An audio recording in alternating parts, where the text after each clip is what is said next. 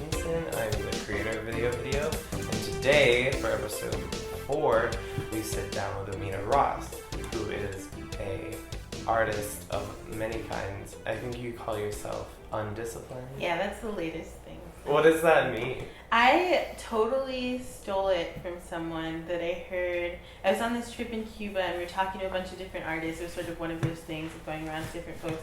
And this one guy was like, I'm an undisciplined artist, like meaning that I don't adhere to the sort of structure of like separated disciplines. And I really feel like in the way that I approach mediums, like in various different types of media and like ways of working, that it's like the most accurate. Because I've been trying to find the word. I was like interdisciplinary, maybe. Then there's like transdisciplinary. For a while I was like, closer. And then I was like, undisciplined is probably the best because I will literally work in whatever comes my way. Like if it's fashion, if it's Has it always been that way? Like what did you start out with? I started out kind of weird, like, I guess even if I think about, like, I guess I started out just with drawing, most people, I think because of the tools being accessible, drawing, and then for a while I really wanted to be a fibrous girl.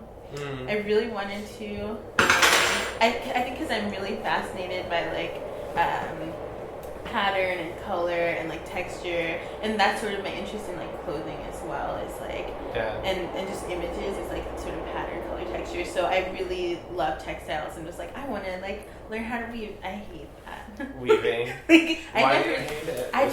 It's patience? It's the rigidity of the form. Totally. I admire it. Like it's something that I have like a great admiration for. But the amount of like math and so much math. It's a lot of math. It's very sort of calculated and like doesn't for me didn't allow for the amount of like improvisation, experimentation, and also just like collaboration that I like to do.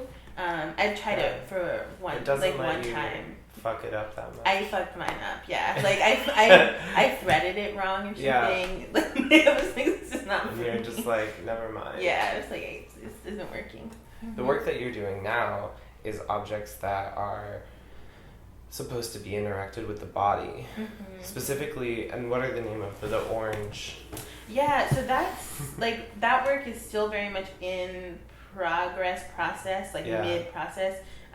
So I'm still trying to figure that out. But it's called a bridge, a black, a barrel, a back, and sort of generated out of a piece of writing. And the piece of writing was developed while I was going through a lot of physical pain and just like sickness. And had been like experiencing like just like chronic like respiratory sickness. And in like these personal writings, when I was in the middle of a lot of pain, like would talk about like what I wish my body could do to like sort of relieve some of that. And in revisiting those writings and sort of my ambitions for my body or like aspirations for my body, I thought a lot about how that bridged beyond like those moments of sickness and like into how I think about like bodies in general in the world. And like there's one line in particular that I was like, and I remember writing it and feeling this in a very literal way. That was just like, I go outside and like eyes peel me apart, I just felt like so separate from everyone, just in being like in a cloud of just feeling horrible. But then thinking about that even outside of feeling physically sick, like the way that bodies are sort of like picked apart by like various like metaphorical eyes, and just feeling like a lot of the writing that came out of the sickness carried off into every day. I think that's interesting. The imagery that you use in the video portion that's on your Vimeo is cool because it alludes to what you were just saying. Like there's a person cutting an orange and then cutting a slice out when it's like an orange, which I think most people just get at it with their hands because you're supposed to with an orange. I just thought that was like really interesting imagery too. It's like I can do this and cut even the part where they're cutting the slice out just doesn't make any sense to me. Yeah, because it's already segmented. Yeah. Yeah, it's like naturally segmented, but it's sort of like additional severing of that like piece. Like unneeded severing. I just thought that was really like perfect imagery too. Also in that piece, I feel like your writing is something that is really accessible, and that is funny because you play with that in the video portion too, is that like sometimes we can't read everything on the screen, but the stuff that we can read like either is short and gives me a strong emotion, or like is paced in this way that's really well, but then not half the time, but there's just like the clock like getting rid of most of the text before you could even think about reading it and stuff like that. I just think that's interesting. Can you maybe talk about that, because I feel like it's relating to a lot of your work is like this flirtation or like this push and pull sort of game. Yeah, definitely. I feel like I've had, particularly around that piece of writing, I drafted while I was at Acre, and at Acre they have like all these studio visits with people, and some go better than others. Any studio visit, but one thing that I found really interesting is like, and even now when I have studio visits, is that sometimes people ask like what my point is, or like what I'm trying to get across, or like what is my message. And that is like a really like, I usually get a pretty like visceral oppositional reaction to that, even if people are like meaning it in a different way. Just in that I think I really try to avoid a sort of unilineal, like this is the right answer, or like this is what I'm getting at, like this is what you should think. And I think that is for me really important to push against like a fully clear direct reading in the way in terms of image making, because like images lend themselves so well to propaganda. And so bringing it back to what you were saying is that I think that when I'm thinking about pacing of words and language and accessibility of language, I like to think about it in terms of like masking and revealing, and like wanting to make sure that there's things that there's like a little bit of like a peep show, like a little like totally, you know, and that occurs in the writing as well, as like there's parts that are obscured, but there's parts that are revealed, and maybe some things that are obscured will be super visible to one person and be super like invisible to another person. Because one thing I wrote about your work was when I was taking notes while I was watching it, is like it's alluring and it has like this push and pull like seduction, but without any of the evil that seduction has, or like this sort of lack of totalitarian whatever, but power play. That is, you know, it's more just like fun, you know, and that's like in so much of your work, like the eclipsing body with the spinning light. We only get to see a little bit of your body, but it's like this. It's probably was fun. Yeah, to swing the light around, like it's dangerous and fun. It was fun and sweaty and then hard, and I hit myself in the head. That's when the video ended. It provided a natural ending for the video. I hit myself in the head really hard, and I was like, okay, I'm done. Done. Like, I'm finished. That's a good way to, like, finish a piece, though.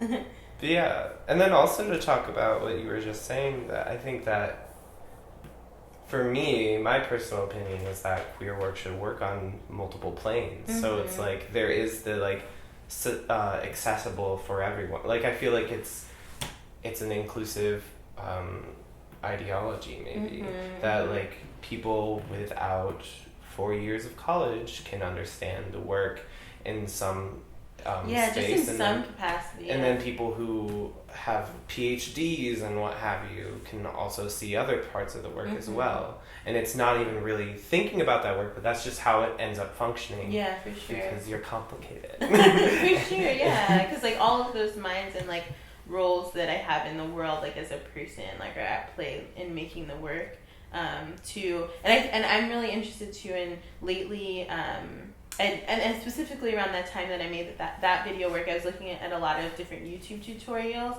and that's actually where the sculpture came out of, was a YouTube tutorial. How to make the...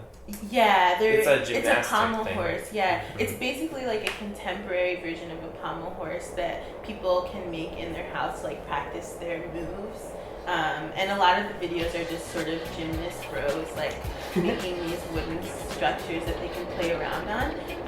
But the text portion of that video too, I like was thinking a lot about like lyric videos and like the pacing of like lyrics videos and also the sort of like hypnotic quality of that. And there's also like a teaching quality to it, just it with like uses the PowerPoint and the music that's in it is like sure. totally alluding to like some like 1998 like informational video. For sure.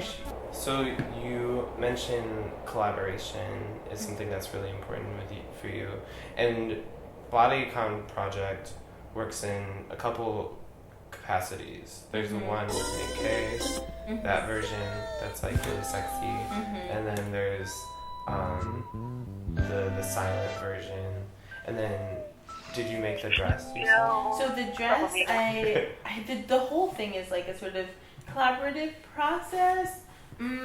It's interesting, like figuring out where the lines like begin and end with that, because I like so who made the dress was Compton Kwashi. Oh yeah. And who took the photographs was Andy Meadows. But that and I named that collaboration like totally like eagerly because they're awesome. But that conceptually like wasn't as much a part of the work as the collaboration with Nick. So that was how the dress was made. Andy took the photos. I transferred them onto spandex, basically like a spandex blend, and then Compton sewed it together. Like fitted to my body, which was an interesting process. It's a really good cut for you. Yeah, it is. And I don't even know I based it what off that says about me saying it's a good cut for you and it's your body. And it's interesting. So interesting. It was like, that was sort of the main thing that prompted it, was just like, thinking I really liked the name of the BodyCon dress, and then like thinking of it meaning like body conscious. Originally, and then being shorted to like BodyCon, which like makes me think of like a con or like a counterfeit. And then like images as sort of counterfeit objects, like because they're reproductions of a real thing, and like they're not real, but they're not. So like being really interested in like the wordplay and like play of meaning between all of those things going on, and just wanting to carry out that like circle of thoughts in my head with using my own body as an object. Because that's like something that I feel comfortable like objectifying rather than other people.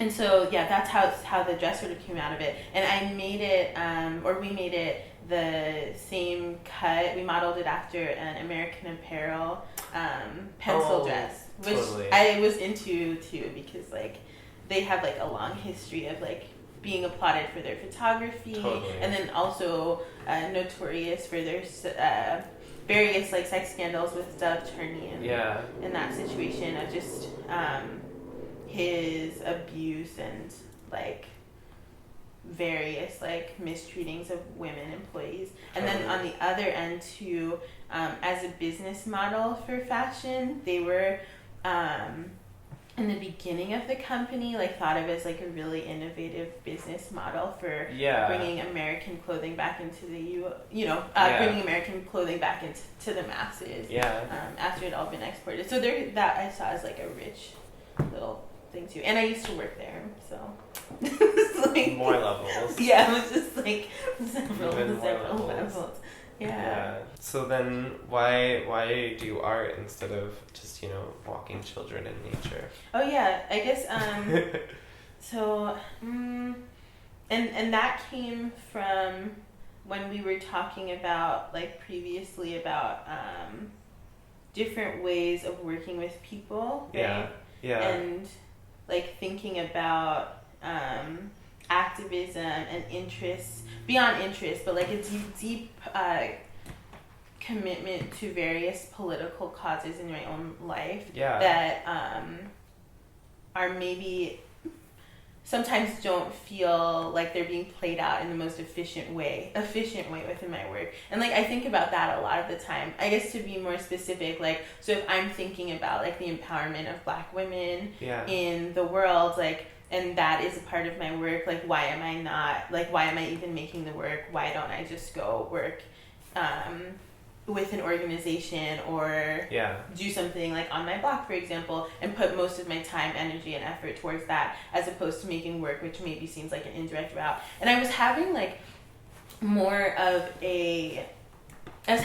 qualms with that, maybe even just earlier on this year, or a year ago, of thinking like, what am I doing? Like, you know, this feels like counterproductive, or and maybe I think that, I guess maybe feeling like a sense of urgency, especially in the midst of sort of like Black Lives Matter movement, like the massive amount of killings, the massive amount of murders, and also feeling like a lot of artists, or several artists who I had seen responding directly to those murders, were responding to it in a way that seemed to not really be doing anything for me. Like, and by that I mean artists who want to just use or appropriate images of like Mike Brown's body on the ground. You know, like I was like, that's not doing anything for me. Like that artist could definitely put down their camera, put down their clay, put down whatever, and just maybe if you're interested in that, you should be working with an organization, you know? Yeah.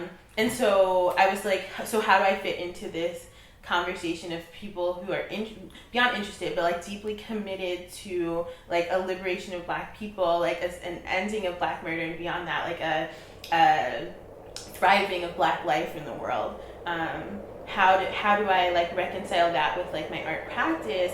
And I think like more recently, like the way that I've been framing it for myself has been that, one, I can make political choices in my life and how I'm producing my work in ways that are totally valid and like meaningful. So like I mean, I can march and protest, like I do. That's a big part of my personal life, of like wanting to be involved or like try to seek opportunities for involvement when like my like mental health and time and like self allows.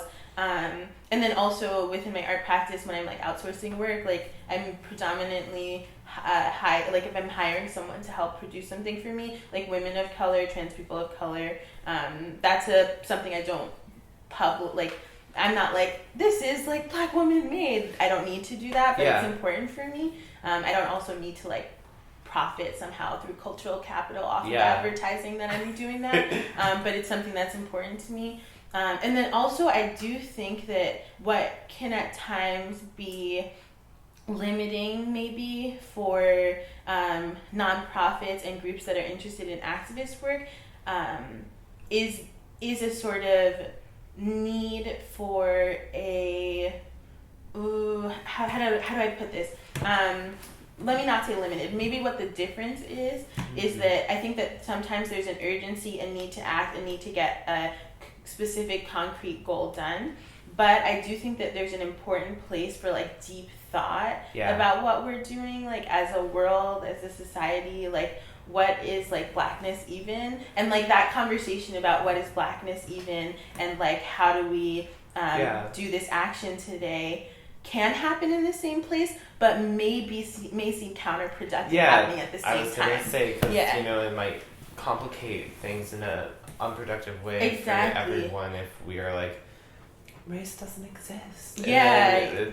Which we were talking about that, but we don't have to get into that. But it's totally like unproductive. But I think one thing that you do, and it seems like you do a lot at least, is you are always talking to people in like forms of panels, or you're moderating panels, or you're giving like some sort of talk out into the world that is public. And maybe you can talk about like how that happened. Totally, it just kind of happened on a fluke. Like I would say, and I would say that the talking part of things is like what I'm interested in pursuing, like a directly like political sort of skew to, if Yeah. that makes sense. Like I'm interested in like really having that conversation or facilitating conversations between artists, scholars, people who are like doing grassroots organizing, like youth who are just interested in organizing. Like I would love to see just conversations happening and like facilitating that as a separate part of my practice. And that sort of happened. I'd say that the first person who really gave me a platform to speak on was Barbara DeGenevieve.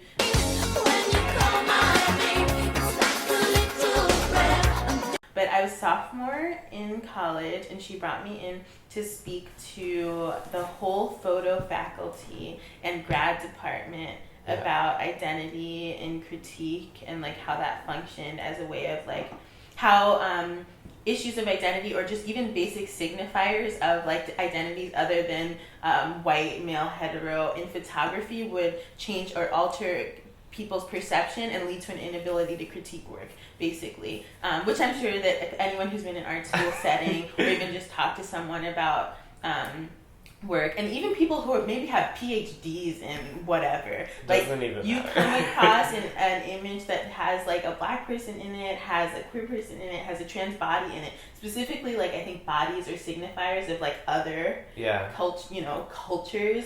Like people narrow, even the most broad thinking people you would think who may read 1 million books, it will narrow their perception of the work and reading of that work to like the most like finite place. And so just to talk about that, and it was like totally nerve-wracking because I was like, okay, like, you know, how am I gonna, these people, like, I don't have any credentials, like, I don't have, like, this, they're like, have 20, 30 years on me. Yeah. Like, you know what I mean?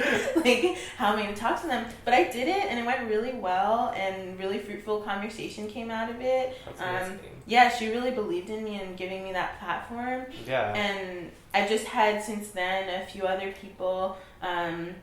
I mean, not more than a few. Now I've talked about a lot of places. Yeah. Yeah. You do it a lot. It's like now I talk at a lot of things, but it really just starts from people being like, I have access and privilege to this space to give someone a platform to speak. I've spoken with this person who like maybe doesn't have credentials, but I know can do it, and like let me bring them in, and then now all of a sudden I have like some credentials, you know. And I think that's really powerful about art in particular. Like you have this power as an artist to just be like, oh yeah, I vouch for that person, and then like bring them into like whole other levels professionally, you know. But mostly people do that with their friends. Yeah. You know, not just like so far I've only interviewed my friends. Yeah. But like it's also all of my friends are really good artists. Yeah, and I'm not saying sure. that from a place of nepotism either, because they are actually really good artists. For sure. And then, so what are you working on now because you're in the Bolt residency? Yeah, so I'm in Bolt. I am right now still really thinking about A Bridge, a Black, a Barrel, a Back project. Those sculptures that I made that are based off of the pommel horse, I'm working with a really great carpenter. Her name's Jasmine, who's also a tradeswoman and an artist. She's great. To make some smaller versions of that are more portable, so that I'm thinking about maybe bringing them to people's houses, different movers' homes, outdoor spaces, to just get footage of people interacting with them. I've also been thinking about making garments that have text or images on them that people can wear while they're interacting with the objects, to like add another layer to the sort of text video work, and thinking about reading a body in that way. So I'm still really thinking about that project. It's really, really great being outside of a school setting around time, because having time, like this has always been my process, is to like constantly revisit a sort of thought that I'm like preoccupied with, like almost obsessed with like this orange color, and I've been obsessed with like this idea of like a peeling orange or like cutting orange, and thinking about the orange as like a metaphor for a body or for a language or for, you know, several things. And so it's really nice to have time to like really proliferate that and just like see how many ways that can go. So also Compton right now is making a jumpsuit out of sort of stretchy spandex fabric that I'm going to be painting in like latex, so that'll make a kind of like funky texture. Like your pillows, what do they have a specific name? Yeah, they're called soft interiors. Soft interior. Mm-hmm. Those will be sort of like that sort of texture? Yeah, it'll be a similar texture to that, and it's cut to my size, so I'll like wear it while you're painting it. Is that gonna be part of the process, or like no? It's the painting. I don't know if I'm gonna wear it while I paint it because I'll get paint on me, and I hate getting that paint on. Unpleasant sensation. Yeah. But I think I'm gonna like either find a mannequin form or just stuff like rolls under it and sort of build in the similar way that I treated the pillows, like manipulating the fabric and just coating it in layers until it develops a shell. Yeah. I really love that process of the latex because it's so shiny and like flesh-like, and the process of it building up over time and building up unevenly, the process of painting it, it's like I developed like a really intimate relationship to the objects that I do that process with, and just feel so close to them. So I'm gonna go through that like painting process again with the jumpsuit once it's all finished. Yeah, and that'll be interesting too. It's gonna be orange, right? Yeah, it's gonna be orange. It's gonna be orange. That'll be interesting too, because then you've got these like the soft interiors are like body simulacrum, and this is your body with this texture, but also like organic oranges. You know how they look really weird. Yeah. Sometimes they have like little heads. For sure. You know all about that, I'm sure. Yeah, they're strange. Oranges lately. What's your favorite orange? I don't really eat oranges. I'm just obsessed with them. Like right now. I can't really eat them. They just make my stomach hurt. The citric. Yeah. The citrus. All the acid. So, what do you have coming up? I have a panel with chances. And if you don't know the date, we'll put it. Yeah, I don't know the exact date, but it'll be somewhere. Somewhere here.